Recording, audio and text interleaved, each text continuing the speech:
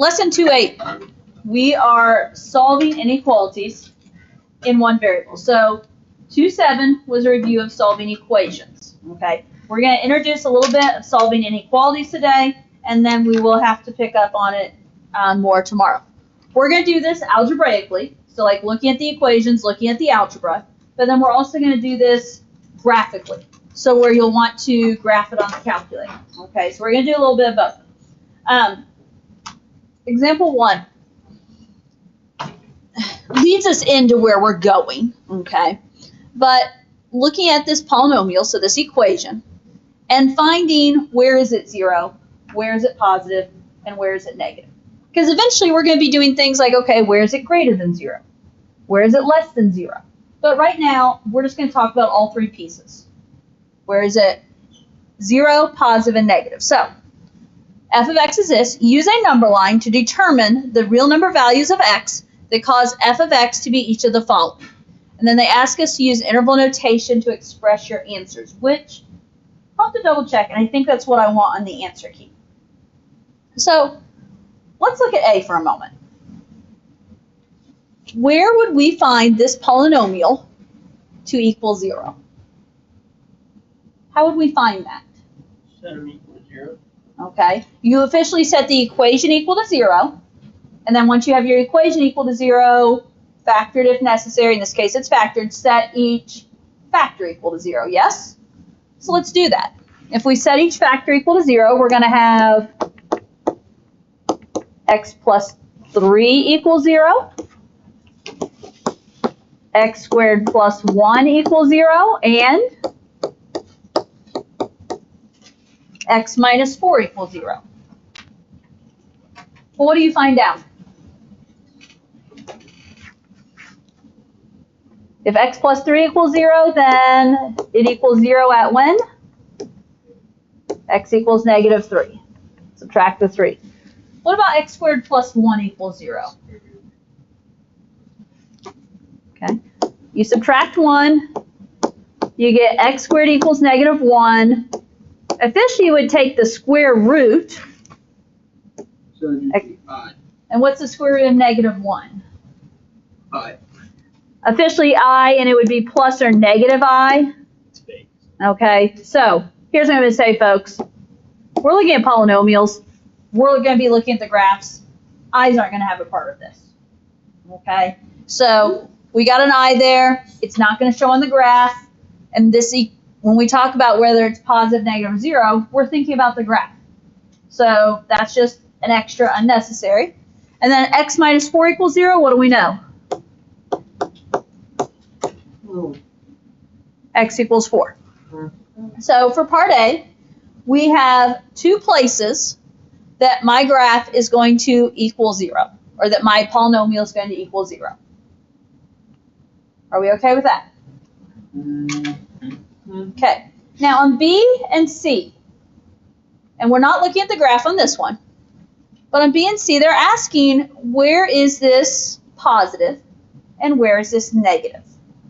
Oh, so talking about like vertically or horizontally? Vertically, right? Vertically. So it'd be like it'd be positive from negative infinity to negative 3, and then from like 4 to infinity or something. Not exactly. Like x values. Not exactly. Okay, negative 3 to 4. I don't know. Not exactly. I don't know what it looks like. Okay, and that's the thing. We're not graphing this one. So we're not graphing this one. I'm going to have us set up a number line, or officially what we would call a sign chart. What? A sign chart. You've done this before. Okay. Let's put our zeros on this sign chart. What are our zeros? Negative 3, 4.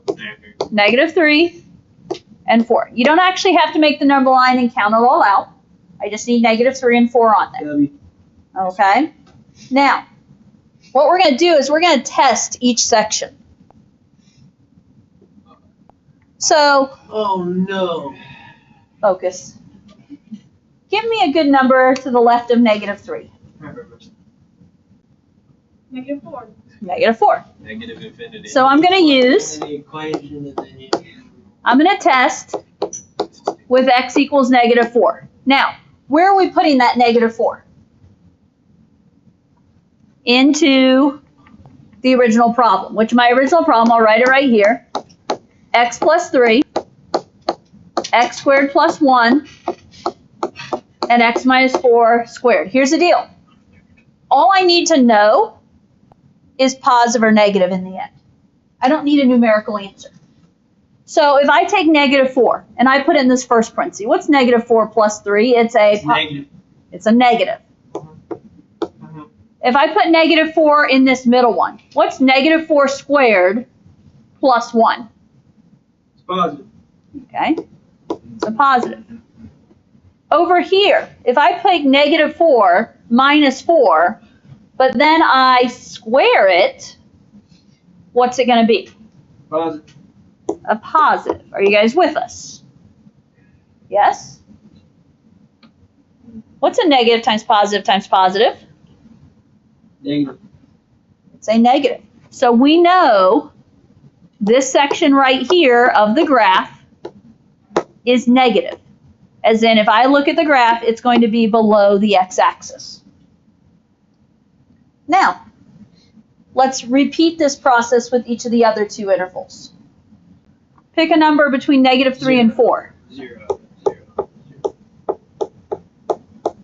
So if I use 0, 0 plus 3 results in a positive.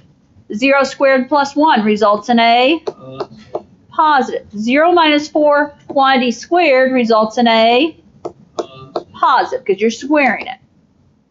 3 positives multiplied together is a positive. So this section of the graph is going to be a positive.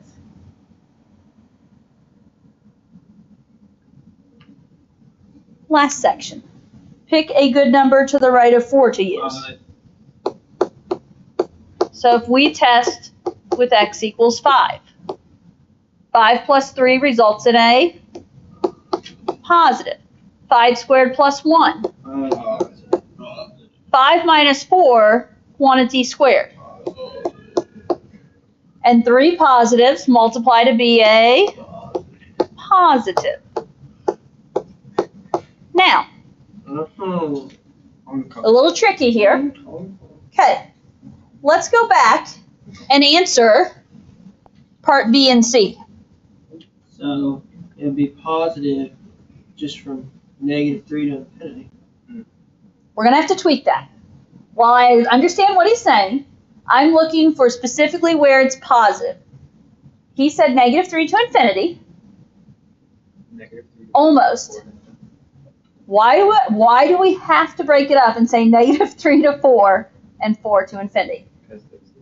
What is the graph doing at 4? It equals 0. But it touches, it don't cross, so it's still positive. But, hold on. At 4, the graph is touching 0. It is the ordered pair 4, 0. It is a 0 value. So it's only positive from negative 3 to 4 and 4 to infinity. Now, parentheses or brackets? Brackets on the first one. Bracket. Disagree. Because they touch. Well, no. Here's the deal. I put parentheses on everything because at negative 3 and 4 is the graph positive.